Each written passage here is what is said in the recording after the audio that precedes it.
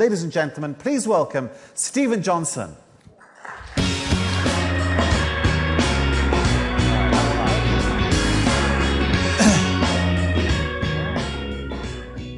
Thank you. It's great to be here. I was enjoying listening to all the sessions leading up to this, and I want to kind of end the day by, in a sense, kind of zooming out a little bit and trying to look at the big picture here, this question about innovation, the challenge and the opportunity of new platforms, and how to be inspired by these new opportunities and embrace change and kind of embrace the wave of disruption that so many people have been talking about. And in doing this, I want to draw upon some of the material from the book that was just alluded to, Where Good Ideas Come From. What I tried to do in this book is to look at a long history of innovation and innovative environments, both in business and in technology, but also in the creative arts and science. Look at places, organizations, cities that had an unusual track record of innovative thinking or being open to new ideas or good at generating new ideas, to try and figure out if there were recurring lessons we could find in all these places, regardless of what specific discipline or field they were in. This is, a pretty big project because it basically meant that any good idea in human history could be fodder for my book, which is a little daunting when you're trying to figure out what to research. But eventually, in going through all of these stories, I ended up coming up with a number of patterns of unusually innovative people and organizations, and that's the way the book is structured. And I want to talk about a few of them today. And the first one is one we've just heard about, which is the idea of the slow hunch. For some reason, we have this almost innate desire to tell stories of innovation as eureka moments. The light bulb goes off over our head, the apple falls from the tree and we've got a theory of gravity, right? There's something intrinsically satisfying about hearing a story like that. But if you go back and look at the history of innovation, truly disruptive ideas, what you find is, more often than not, the eureka moment is a myth. It's something that we've kind of retrospectively conjured up to make the story sound better. And the most important ideas almost always start as a hunch. They start as an inkling, as a feeling that there's a problem worth exploring, but you can't quite explain why, that this is avenue worth walking down, even though you don't know where it's going to lead. And they often stay in that state for months, for years, sometimes for decades, before they turn into something that's truly useful. And so it's the people and the organizations that have the capacity to keep these hunches alive for long periods of time while they mature and turn into something that's truly, truly transformative. Those are the people in the organizations that end up changing the world. And there's a great example of this embodied in this, this image here. This is a pretty tech-savvy crowd, so I'm sure someone can figure this out if they haven't already. The handwriting on the little sticker says, "This machine is a server, do not power it down." And the giveaway here is it says CERN up there, which of course is the Swiss physics lab where Tim Berners-Lee invented the World Wide Web more than 20 years ago. This little sticker was on the original World Wide Web server back when the entire web was running on one machine. So you could literally like trip over the power cord and take the entire web down, which is kind of, you'd be like, oh my God, I'm so sorry. You should totally plug that back in. I feel really bad. So the story of how Berners-Lee came to create the web, I mean, there's this extraordinary transformative, maybe the most important innovation of the last generation. The story of how he came to this breakthrough is a wonderful example of how the slow hunch works in practice. So he shows up as a young programmer at CERN, in his 20s, and he's instantly overwhelmed by the sheer kind of information overload of the place. There's so many brilliant scientists and researchers and projects and papers being published, and so he decides, just as a side project, just as a hobby really, to create a little application that will help him kind of connect the dots and keep track of all these interesting things that are floating around in this new workspace. And so he starts to work on this thing. He calls it Enquire, after this old Victorian encyclopedia he used to read as a kid, which had this great name, Enquire Within Upon Everything, which would have been a good name for Google. So he builds this application. It actually works, and he uses it for a year or two to kind of keep track of all this stuff. And then he gets distracted, and he kind of puts it aside. And in the mid-'80s, he picks it up again and starts working on a new iteration. This one he calls Tangle. The World Wide Web was almost called Tangle, which might have been a better name. And for that one, he actually doesn't actually build any working code. He just kind of sketches out a slightly different architecture for how the service might work. And it's not until the late 80s, more than half a decade after he'd first arrived at CERN, that he starts working in earnest on what he comes to call the World Wide Web. Now, it's crucial to the story, and in fact crucial to everything else that I'm going to tell you, that he was not building the web from scratch. This is part of the power of platforms, particularly when we talk about technology or software platforms. On the one hand, he took a language called SGML, this markup language, and kind of modified it and turned it into HTML, the common language of the web. And of course, he was building on top of the open architecture of the internet, which had been designed specifically to allow these higher level layers of software, new protocols that could be built on top of TCP/IP, et cetera. If he had had to build the entire internet, if he'd had to kind of come up with a whole global network of computers packet switching with each other, he would have never been able to do that in his spare time at CERN. But because Al Gore had already invented yeah, it's a terrible joke. Al Gore never said he'd been whatever, but somehow it's irresistible. Because a network of computer scientists all around the world, partially funded by the government and the military, had invented the internet, he was able to build this kind of thin layer on top of it of kind of a new hypertext interface and create the World Wide Web, all of which led to one of the great kind of office politics moments. You think about embracing kind of change. Berners-Lee had to go see his supervisors at CERN, and he had this great meeting where he sat them down and said, I think I may have invented a global communications medium in my spare time. Can this be my day job now? I think I should focus on that rather than the other stuff I was doing. And fortunately, they let him do it, and the rest is history. But now here's the other thing that's important about the web and Berners-Lee. Let's say he had the ultimate eureka moment, and the full vision of the World Wide Web had kind of popped into his head day one on the job at CERN. The fact is, the world wasn't ready for the World Wide Web in 1982. Right? There weren't enough personal computers out there. The Mac was 2 years away, and certainly there weren't enough network-connected computers out there. So in a sense, in a way, the world wasn't ready for the World Wide Web until 93 or 94 when it started to go mainstream. I mean, it took more than 10 years for it to become kind of thinkable as a mass platform. So in a sense, the idea, the hunch that became the web needed 5 years to mature in Berners-Lee's mind, and it needed 10 years, in a sense, for the world to catch up to that hunch as it was maturing. So there's two different kind of time scales there competing with each other. And that takes us to the second pattern that I want to talk to you about, which is all about context. And it's actually wonderfully, somewhat unplanned, was what Brian was talking about in his previous talk, which is this idea of the adjacent possible.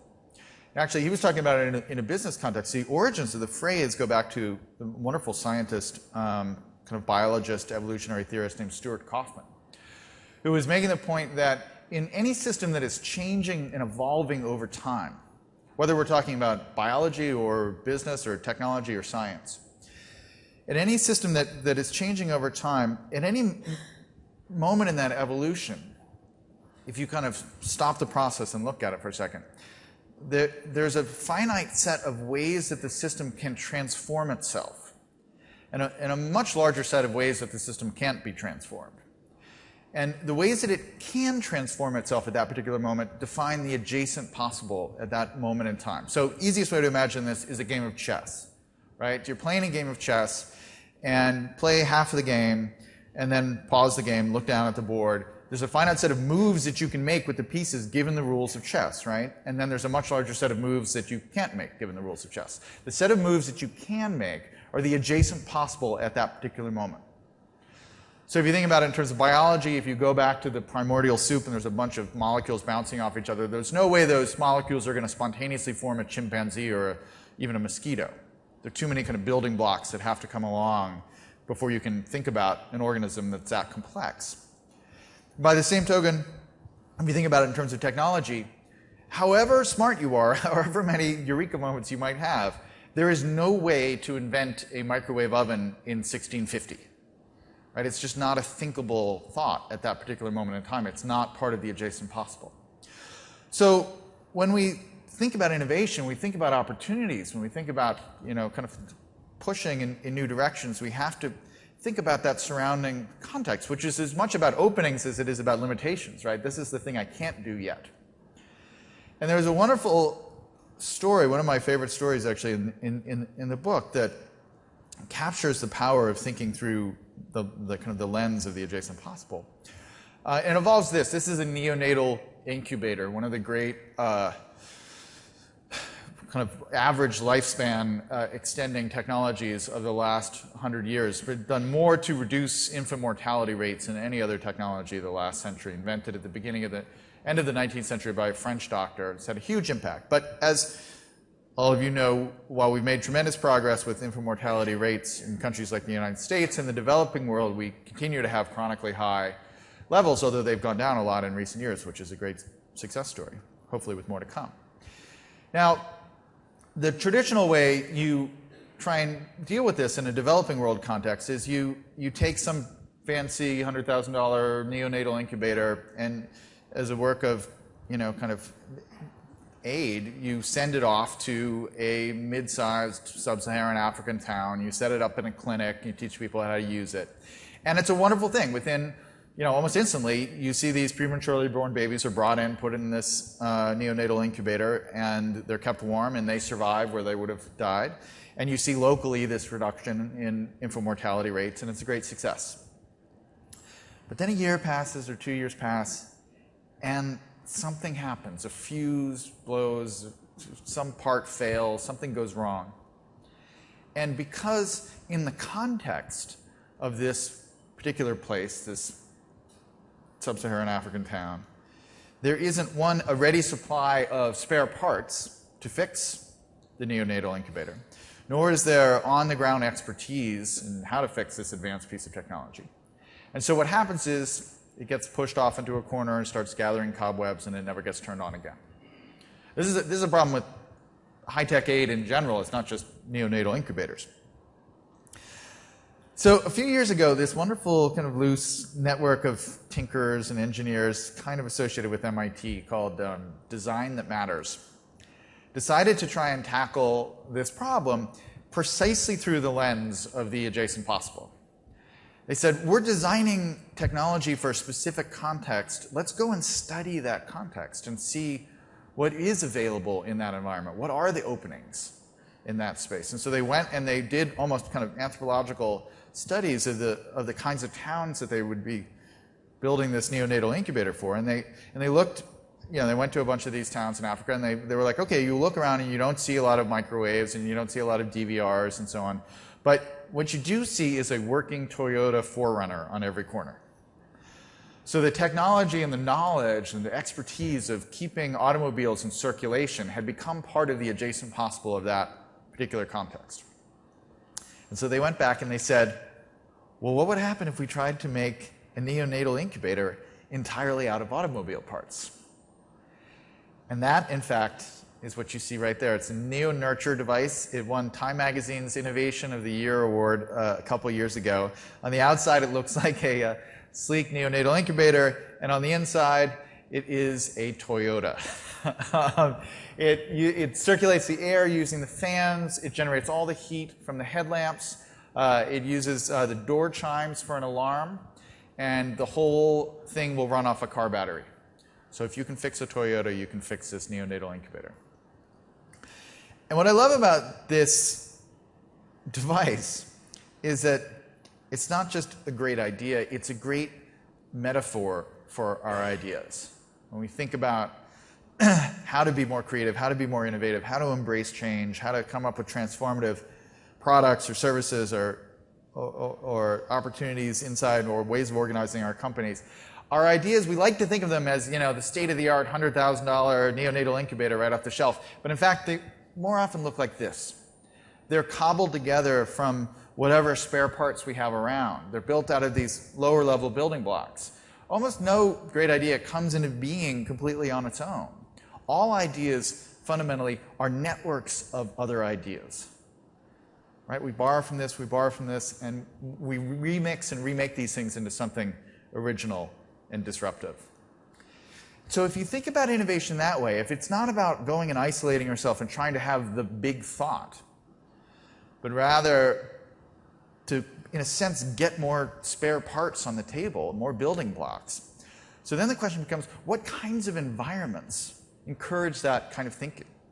When I mean this literally, the physical environments, what kind of rooms encourage this kind of thinking? What kinds of physical organizations of people encourage this? And I look, this is a kind of theme I've written about in a lot of my books, and I've looked at a lot of these environments in different points in history, but they all share this property that I call the liquid network. They have a certain fluidity to them in the way that ideas share. Economists have a great term for this. They call it information spillover.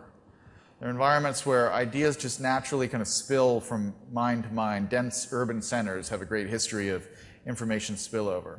If you think about liquid networks in a kind of physics metaphor, they're that middle zone between too much stability that you get in a solid and too much chaos that you get in a gas. It's that middle, very fertile zone of liquid water. Now, there are a lot of different spaces that I've looked at, as I mentioned, but my favorite one from history is the 18th century coffee house. This was a huge driver of innovation. If you had to figure out where the Enlightenment happened, what kind of room did the Enlightenment happen in, you would be wrong to point to, a university lecture hall or a corporate boardroom, neither of which fully resemble their modern equivalents. The Enlightenment, more than any other space, happened in coffee houses, in London and in Paris and in New York and in Philadelphia and in Boston. It was just a great hub of new ideas. There's so many examples. Lloyd's of London was originally Lloyd's Coffee House. It was a place where the local ship captains and the merchants and the investment community would meet and have coffee together. And over a kind of casual, unplanned, unscripted conversation, they started to think about how they could take this very lucrative but very risky business of sending ships all around the world, bringing back things like coffee, and how they could take a little of the risk out of that whole process. And through those coffeehouse conversations, the modern insurance business was invented. Ben Franklin used to hold court at a place called the London Coffee House in the many years that Franklin lived in London.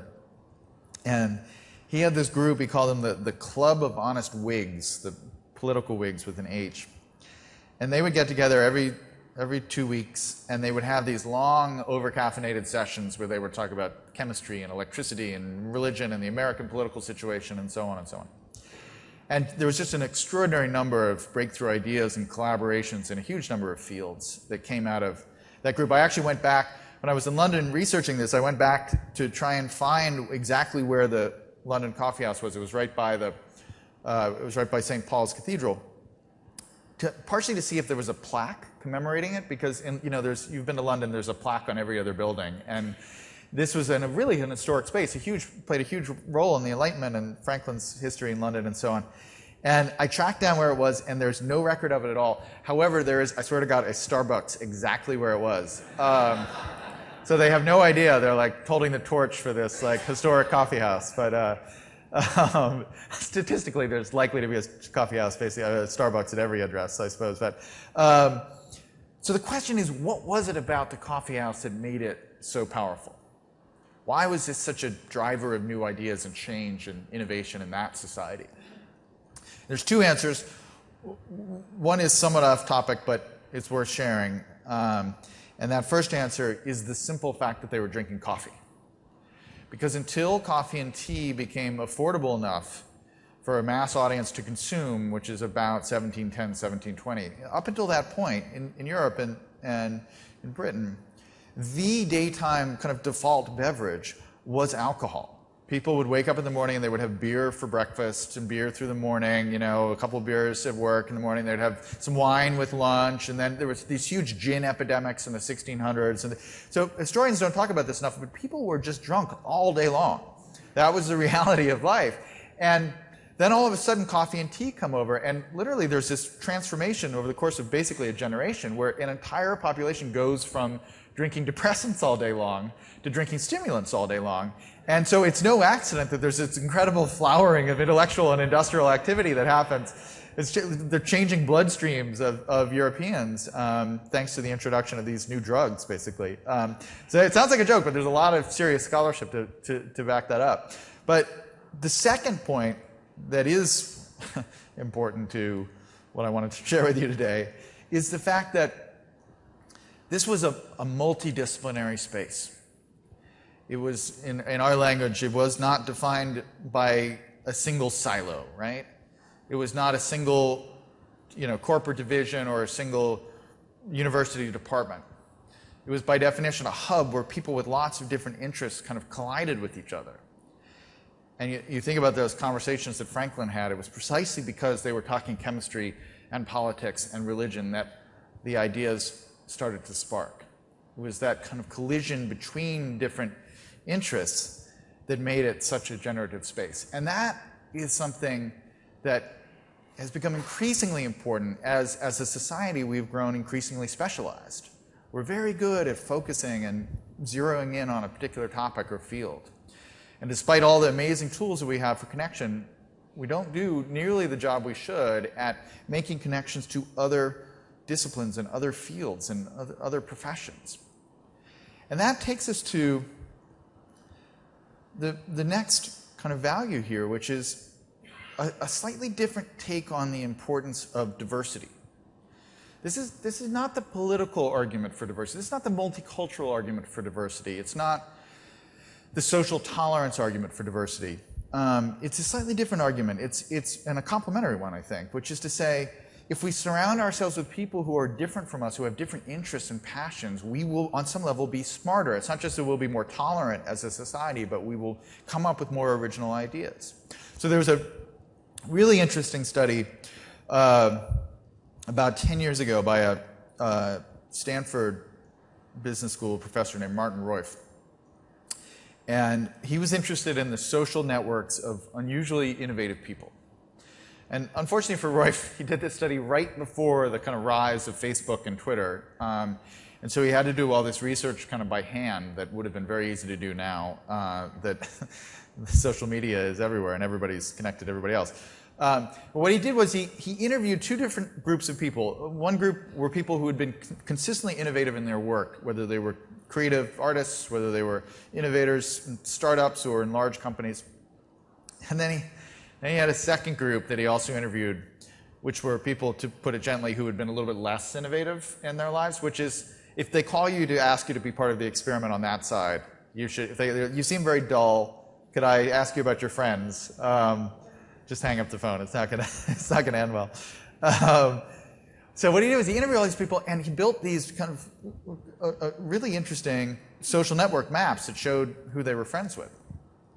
And what he found when he analyzed all the data was that there was this clear pattern on the side of the innovators, which is that they were far more likely to have, or they had a far richer set of friendships, particularly casual friendships, with a much more diverse range of professions than the less innovative group. So they might work, at an ad agency, but they were friends with a popular science writer and a poet and a plumber and an architect. Whereas the less innovative person just knew other ad agency people. And you can understand why that makes sense, given everything that we've talked about. Having that conversation, you're talking to your architect friend, you sell detergent for a living, they make buildings, but there's something about the way that they deal with their clients. It reminds you of the way that you deal with your clients inside the ad agency. And so you kind of borrow something. There's a little spare part there. There's a building block, and you port it over and put it to kind of new use in a new context. And the adjacent possible just expands a little bit. Suddenly there's a new door that can open up because of this new, fresh idea that you've gotten from somewhere else. I mean, in some sense, this is the argument against attending, your own industry's conferences. You should attend other industries' conferences or reading your industry's trade publications. If you're trying to have really new ideas, go somewhere else, because again and again the idea comes from somewhere else. It comes from the kind of collision between worldviews or fields. And this is a extremely old process, actually. This is as old as the last great communications revolution, Gutenberg and the printing press. When Gutenberg was working on his extraordinary invention, he did all this amazing work with then advanced technology of movable type using metallurgy. He was a very skilled metallurgist. And also with inks. There was an interesting, somewhat obscure technical problem of getting the inks to set properly on the page for the printing press to work.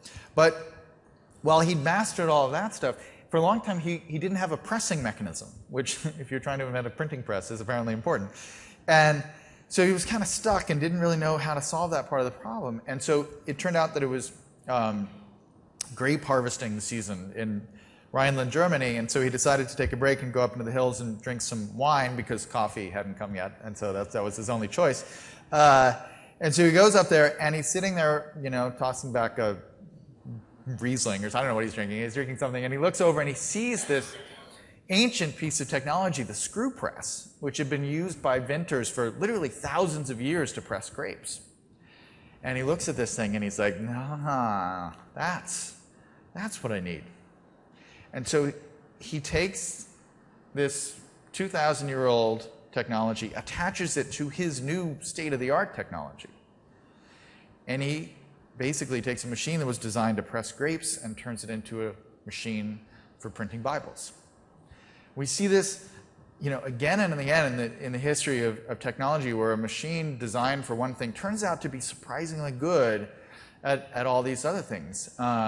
That in many cases that their creators never dreamed of. I mean, if you go back and you look at the origins of the telephone, Graham Bell, when he was inventing the telephone, he was convinced that one of the primary uses of the telephone was going to be for kind of one-to-one concerts, where someone would perform music on one end of the phone and someone on the other end would listen to the concert.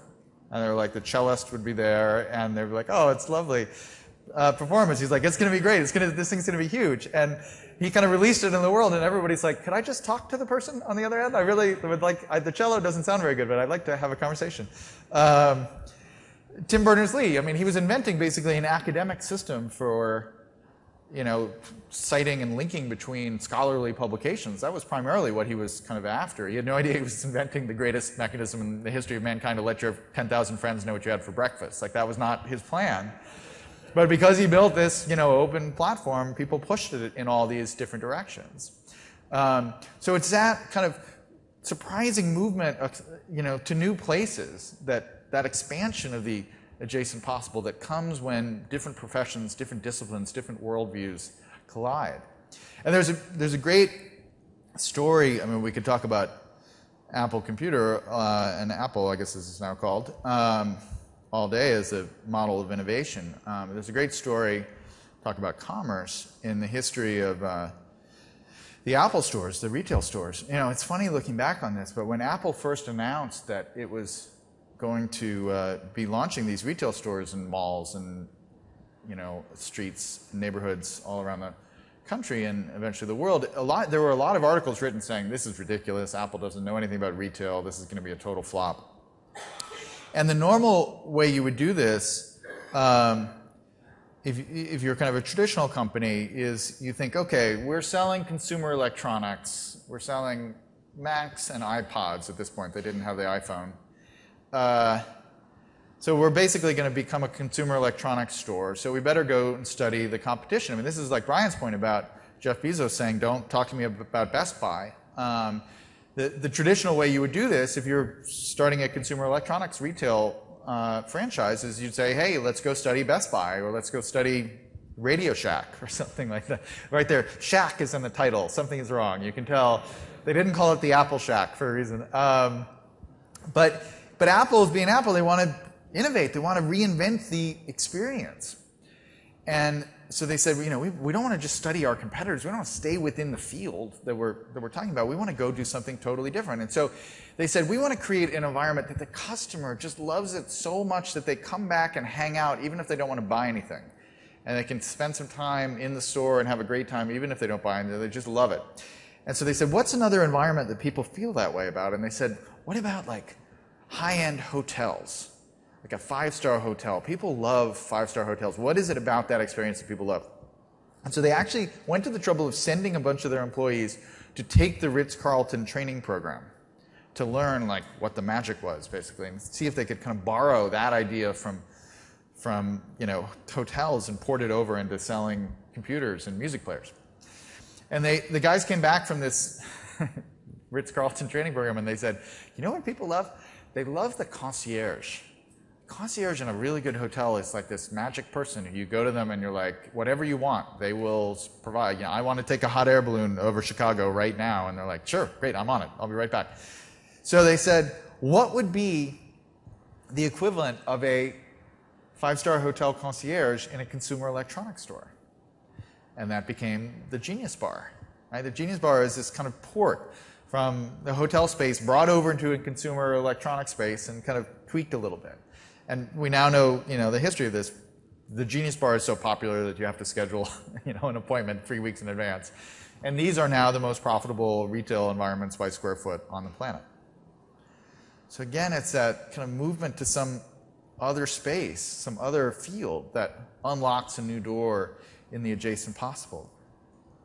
And oftentimes, the best way, and this is echoing a number of things that have been said this afternoon, the best way to unlock that door is to listen to what the customers are doing, what your users of the service are doing, and look for their own innovations. This is this great phrase, end-user innovation, Eric von Hippel's term. And the history of Twitter is very instructive in this way. They were very astute listeners to what their users were doing with their platform. So this is, I love this image. This is from the political protests that were in Spain, particularly in Madrid, 2 or 3 years ago, that went by the name Spanish Revolution. And I love this guy. He's got a cardboard sign that he's holding up in some plaza in the middle of Madrid, and he's got a Twitter hashtag on his hand-lettered cardboard sign. That's hashtag Spanish Revolution, one word, so that if you're tweeting out your reaction to the protest, you make sure you're using the right hashtag, right? A huge number of political movements have hashtags kind of central to their story, Twitter hashtags. Occupy Wall Street was a hashtag on Twitter, hashtag Occupy Wall Street, for months and months and months before it became an actual movement. Somebody started using that hashtag and other people picked it up. And it took 3 or 4 months before people said, hey, what if we actually occupied Wall Street? That's kind of a good idea, right? And so the movement was actually created using hashtags. So the point of all this is to say, if you could travel back in time and talk to the Twitter guys when they were inventing Twitter in 2006, Evan Williams, Bizstone, and Jack Dorsey, and you say to them, hey guys, this technology you're inventing, in 3 or 4 or 5 years, it's going to be used by political protesters all around the world to organize using hashtags. You know what the Twitter guys would have said? They would have said, what is a hashtag? Because hashtags were not at all part of their plan. They had no initial use of hashtags at all in the Twitter service. And it was something that the users of Twitter started spontaneously to do. It was an older convention from internet relay chat from the early days.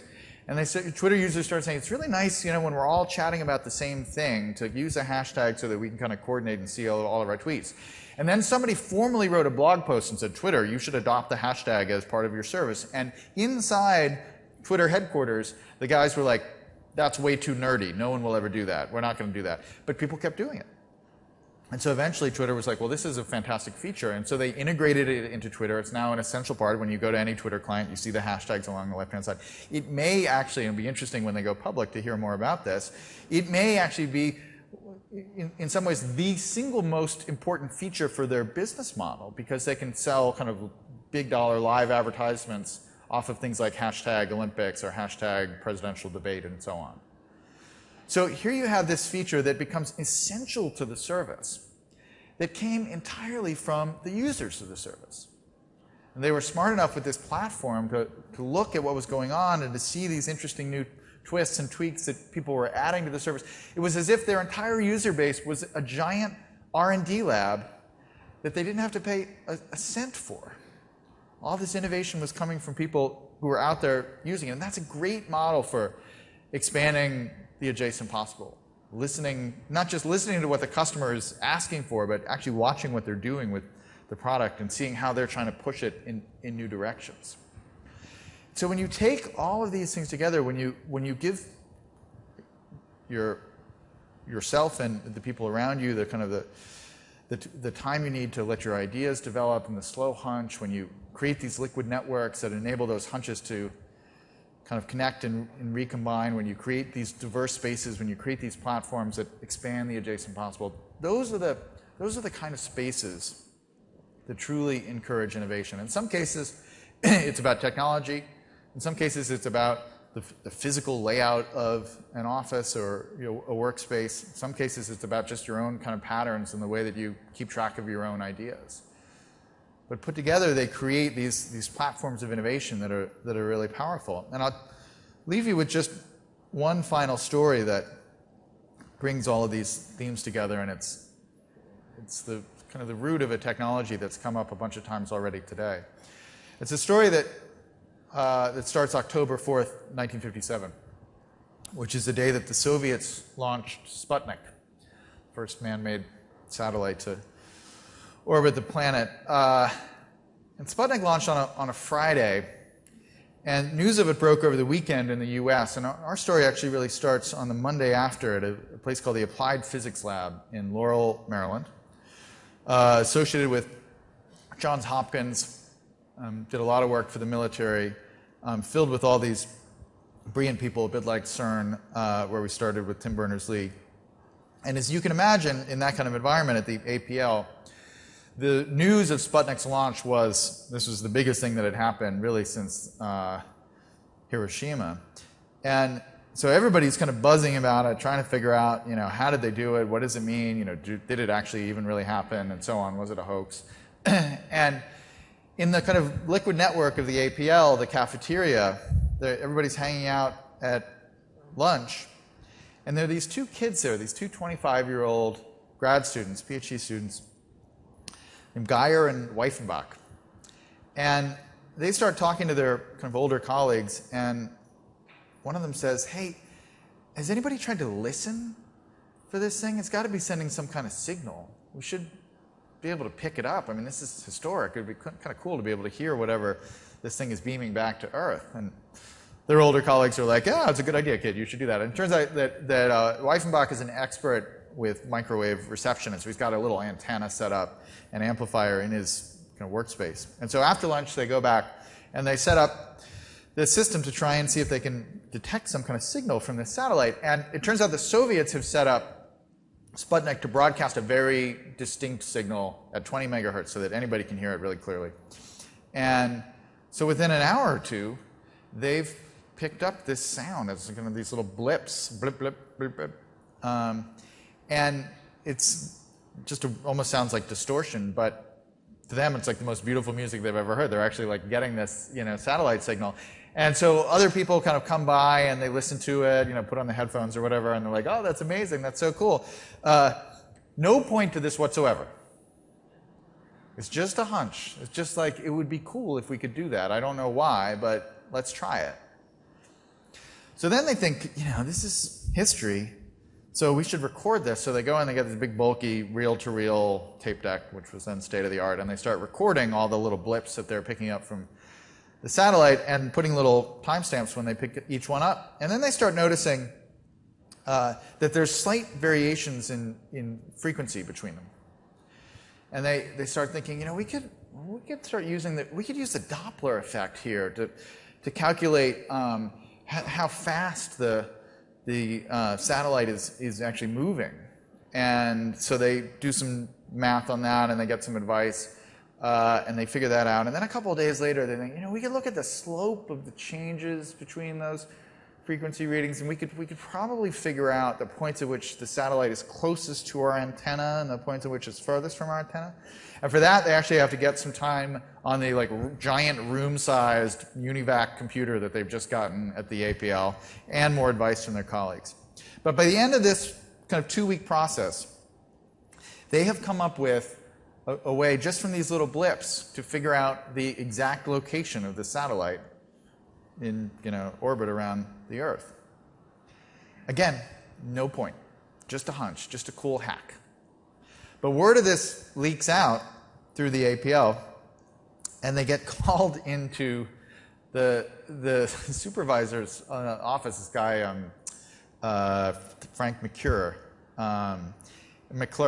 And he kind of pulls them in and closes the door ominously and says, boys, I have to talk to you about that Sputnik thing you did.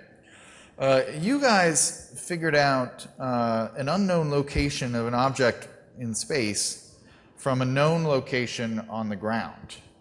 And I want to know if you could do it the other way. And they're like, what are you talking about? He's like, could you figure out an unknown location on the ground if you knew the location in orbit? And they said, let us go think about that. And they went and they thought about it, and they came back and they said, yes, you could. In fact, it would be slightly easier. And so McClure kind of shuts the door again and says, well, that's good news, boys, because you see, we have these new nuclear submarines that we're building, and it turns out to be very tricky to get your missiles to land right on Moscow the way you want them to if you don't know where your submarine is in the middle of the Atlantic Ocean.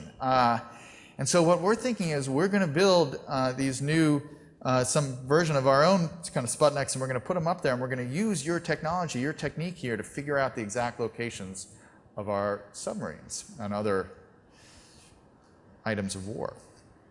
And so that, as you have no doubt already guessed, is the birth of GPS. Now, you know how this story goes, right? For a long period of time, GPS is used exclusively by the military to keep track of its submarines and its missiles, so thankfully never to bomb Moscow. But over time, the platform gets opened up, and the kind of the zone, the kind of the adjacent possible around the platform expands. So commercial use gets opened up in the 80s, and the accuracy of the service gets more and more, the military lets people use it to more and more accuracy. And all of a sudden, all this innovation starts to happen around this platform. And simultaneously, as this is happening, two other interesting developments are happening. That giant room-sized computer is shrinking down, and somehow miraculously getting faster and faster thanks to Moore's law. And then there's Tim Berners-Lee's invention over here, released into the world as the World Wide Web, which had no geography in it at all. But suddenly about 10, 12 years ago, people start to create these maps, and Google Maps get released, and people start embedding latitude and longitude points in their posts, and suddenly you can do all these things with geography in a web browser that was not at all part of Tim Berners-Lee's design. And all those things come together, and now here we are, half a century later, and I guarantee you every single person in this room is walking around with a device in your purse or in your pocket that is using the descendant of Geyer and Weifenbach's hack to talk to the descendants of Sputnik to figure out location. And we're doing all these things that were completely different, that were nothing at all like what Geyer and Weifenbach or the military thought they were doing. In fact, I guarantee you someone in this room, starting with me actually, earlier today, has used all these incredible devices and all the technology and all the innovation embedded in them to locate a nearby coffee house. Right? That's the kind of stuff we're now doing with this technology, right? And that, if anything, I think it showcases the kind of crazy, unpredictable power of innovation platforms when you do them right. You think 50 years ago you're just following this hunch with no apparent purpose, and then you think you're fighting the Cold War, and it turns out 50 years later you're just helping somebody find a soy latte. That is the power of innovation when it's done right. Chance favors the connected mind. Thank you all very much. Thanks, guys.